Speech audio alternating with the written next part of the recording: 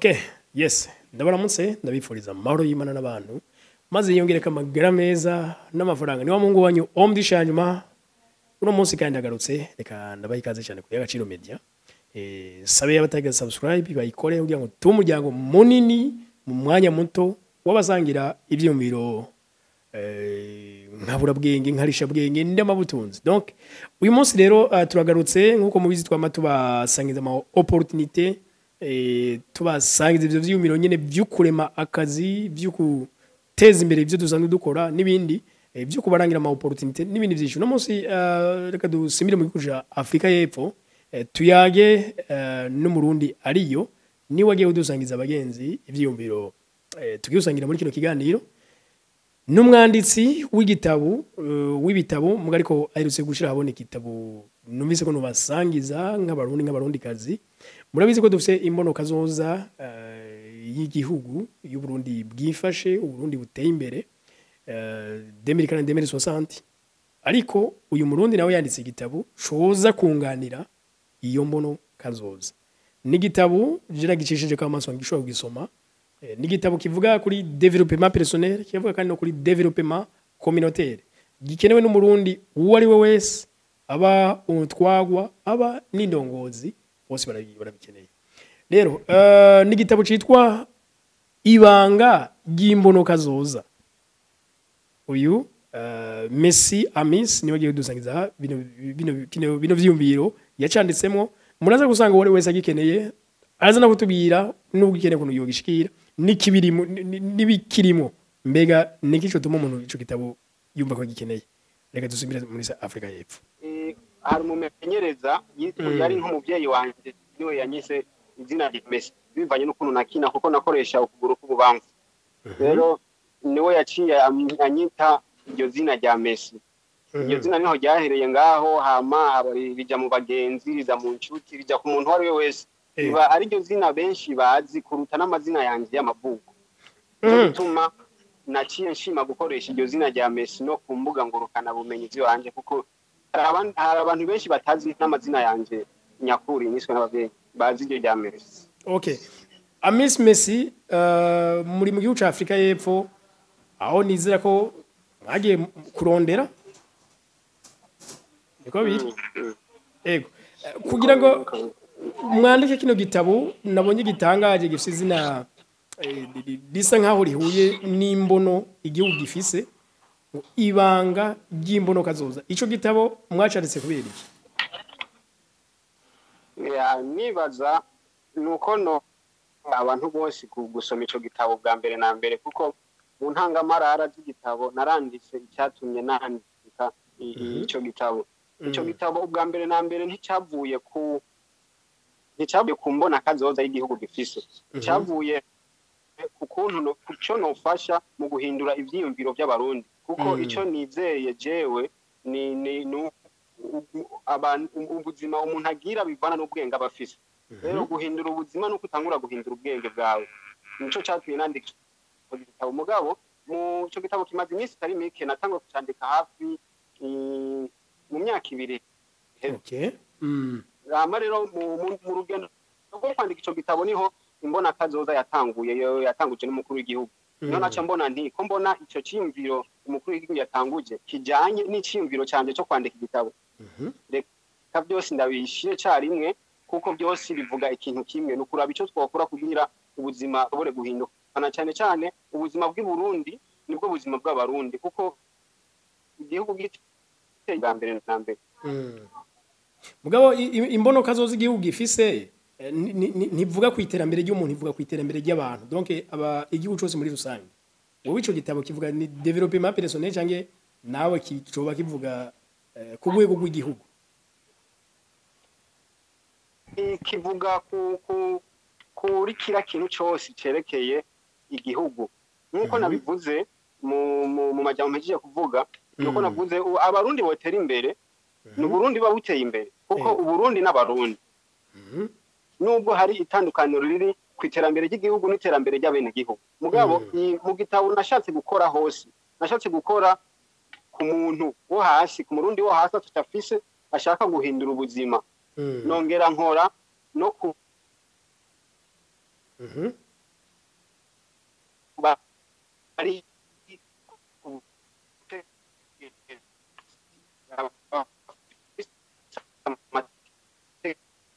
biriko biracika ahantu muhagaze ngira ngo agakonegisiyo si keza. Monsieur Amisi biriko biracika ntitukumva neza. gishobora gufasha Monsieur Amisi umuntu uratwumva? Amisi muratwumva? sinabumvise neza mu nsubiramo. Yego nayimvuze ntituriko turakumva biriko biracika sinzi ko mwosubiramo ico mwari mushikirije. Icyo narimvuze nti igitabo cerekeye umurundi asanzwe, umurundi ataharashika, umurundi ariko aragwana n'ubuzima, umurundi ariko ariyumvira icyo yokora kugira ashobore gutera imbere. Hama igitabo kandi kikongera kigakora no ku bategetsi, na cyane cyane nakoze ku bategetsi, sinakoze kuri bajya abantu bifise ubuzima bwabo bumaze kumera neza, nakoze kuri urya muntu ubuzima bwe butameze neza, sankora kandi no kuri bajya bategetsi donc barakora neza mu byo bariko barakora. Abafata ingingo no kuvuga indongozi kuko icyo nizeye nuko mu gihe indongozi zoba zitariko ziritwara neza biragoye cyane kugira suko gusa ngo kugira ngo imbona kazi zishoboke, biragoye cyane no kugira umwene gihugu muto ashoboye gutera imbere. Banashatse gukora kuri kijya kintu cyose gishobora gusubiza inyuma imbona kazi oda cyangwa gishobora gusubiza inyuma indoto z'umurundi kanaka akiri hasi ariko aragwana n'ubuzima. Mugabo ico gitabo none ko kubwawe indongozi urabona ko zigikeneye uyu munsi yumva dufise indongozi kuva hasi gushika hejuru, ico gitabo muratikaganye ko bazokironka? Indongozi ziragikeneye cyane mu bantu bo bakeneye ico gitabo. Indongozi zishobora kuba zirimo kubera indongozi nyinshi bashoboye kuba bazi gutwara bivanye na position baba barimwo, mugabo bigashika bikabananira kwitwara bivanye no mu buzima busanzwe icyo bashoboye gukora. Rero bishoboye kubafasha mu buzima busanzwe no muri byo bariko barakora mu kurongora abantu, naho nyene kumenya ukuri no kumenya amakosa bariko barakora mu kurongora igihugu, umuntu ashoboye kwica igihugu.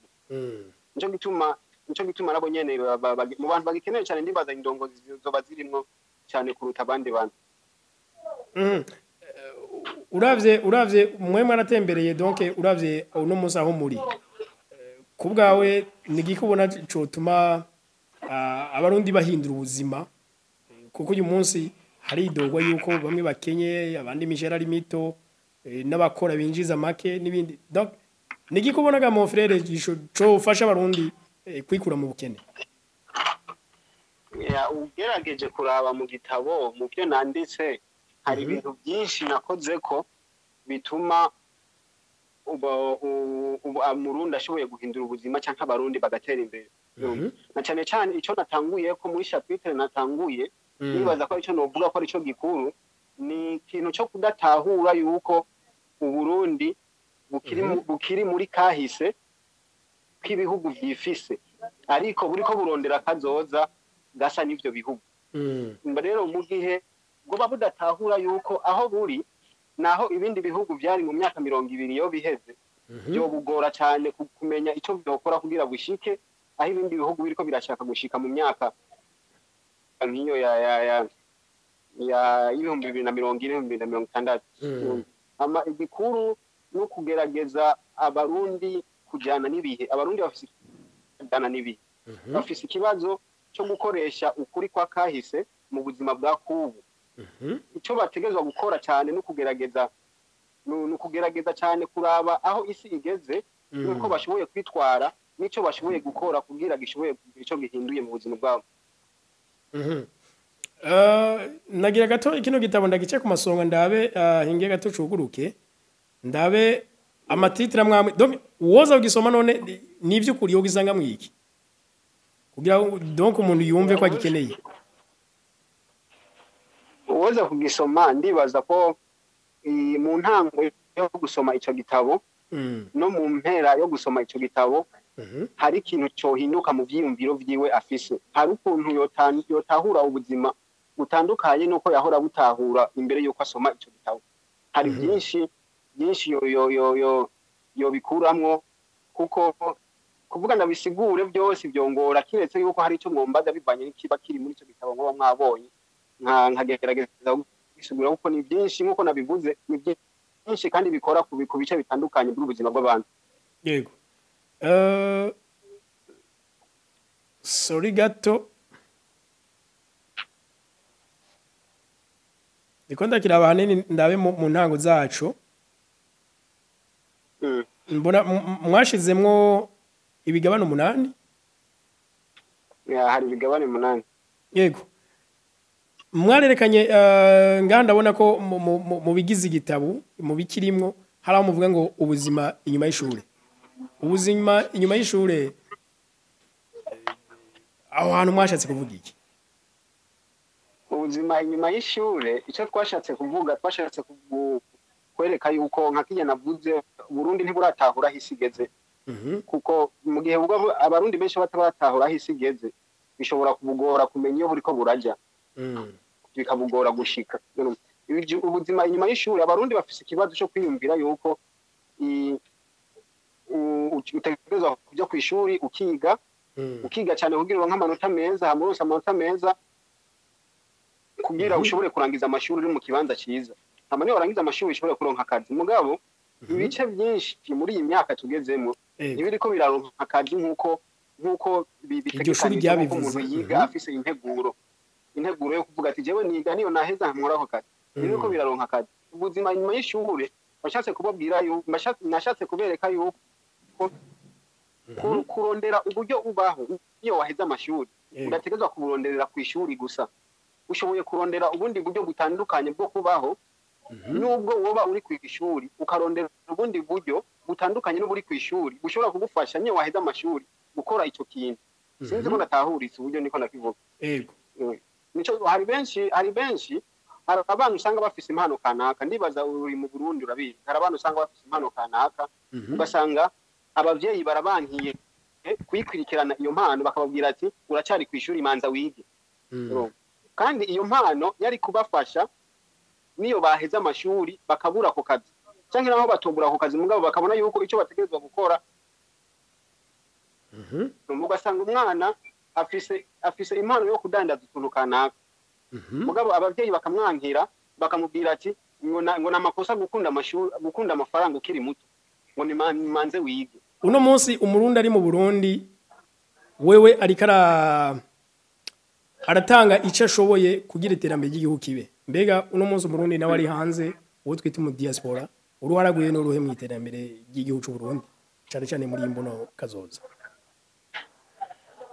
Uruharaguiwe ni runini cyane kuko muravye uruhara nobwana cyane cyane nko ku diaspora urabona ukuntu witwara aho ba uri hose. Yego. Bisigura uba uriko urisigura bivanye n'umuryango wavuyemwo ukuntu uba umeze aho wavuye.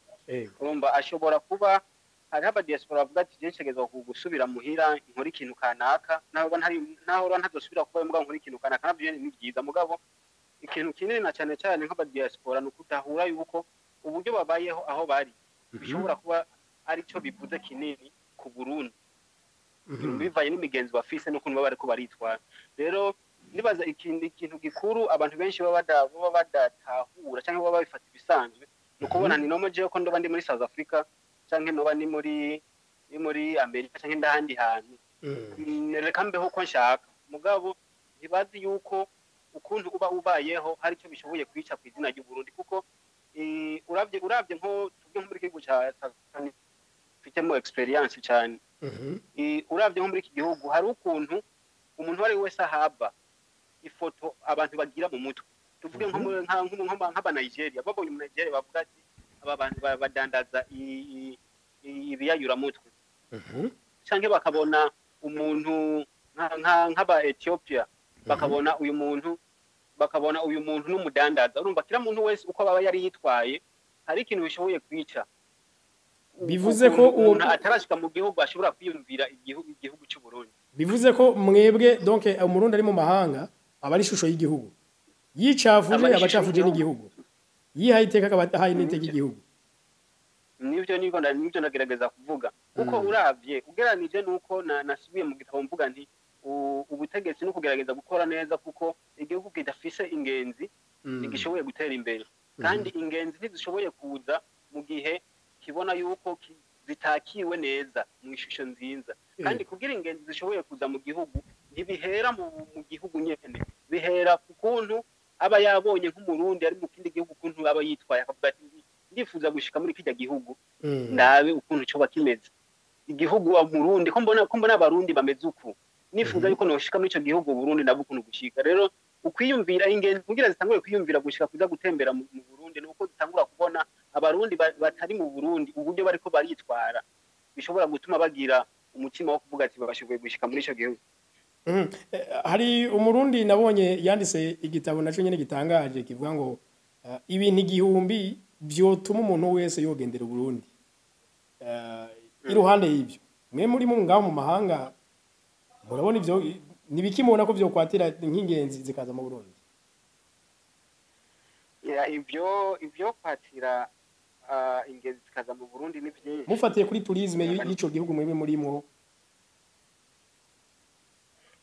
bivanye uravye nko mu bihugu twe turimwo suko uravye nk'abandi turetse no mu bihugu je ndimo no mu bindi bihugu abandi bantu baba barimo uravye ikintu kiko kiratuma bajayo benshi ni kurondera hariho ama opportunity menshi ahari usanga atahari mu gihugu ciwacu ndibaza ugeranije kuraba nivyo so kuvuga ngo nuko tuba tuje no kunezerwa cyangwa tuba tuje yuko hari ibintu byiza biba biri muri gihugu twe tuba tuje yuko hari ibintu byinshi biri muri iki gihugu tuba tutabikunda mugabo kubona yuko hari ikintu tuko turaronka gitandukanye n'icyo ushobora kuronka turi mu gihugu ugasanga bituma tuguma ngaha turaba ico twokora kurabe kugira ubuzima bwacu bushobore gushika ahantu kanaka nico kintu gikuru abantu benshi bagituma bashika mu bihugu kanaka mu bindi navyo bituma nk'ivyo nibaza ko bashatse gushikako ivyo baba bashatse kuvuga ibintu bishobora gutuma abantu biyumva yuko banezerewe kuba bagiye aho hantu mu Burundi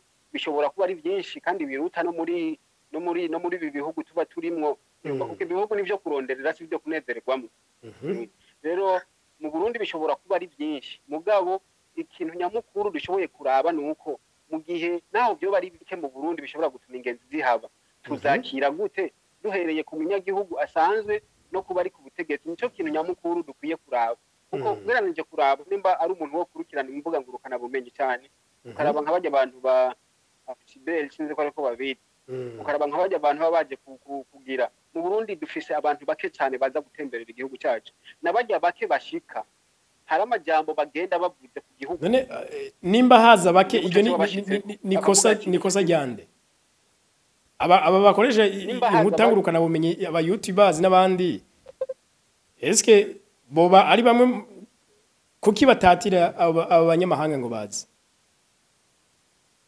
ndibaza ukwatira abanyamahanga ngo baze ni gukena ko nyene niko gutuma abanyamahanga naho nyene bataza kandi igihugu cyacu cyaciye mu bukene bwinshi gica mu ngorane nyinshi intambara nyinshi hari abantu bagifise rijya foto rya kera ryo kuvuga ati Burundi ni kwicana gusa kuhari nuko umuntu ashoboye kwiyumvira Somalia ubu ndibaza amahoro arahari mugabo umuntu ugiye Somalia avuga ati kiriko kiravugwa n'amabombe gusa nyumva rero hari ifoto bafise abantu bo atari abarundi mugabo bifuza gutembera mu bihugu bitandukanye rero turafise ugukeha ko gupromotinga igihugu cyacu kugira abantu bashobore kugitaho kuko amahoro ahari kandi umuntu ashoboye gushika akanezerwa nubahama kandi nabajya bake kuko igihugu kugira kigira ingenzi nyinshi atangura ingenzi nke zijya ngenzi nke zigiye muri kijya gihugu ico zivuga ni giki gishoboye gutuma abandi bantu bashoboye kuza igihugu ntishoboye kuvugwa neza n'abarundi gusa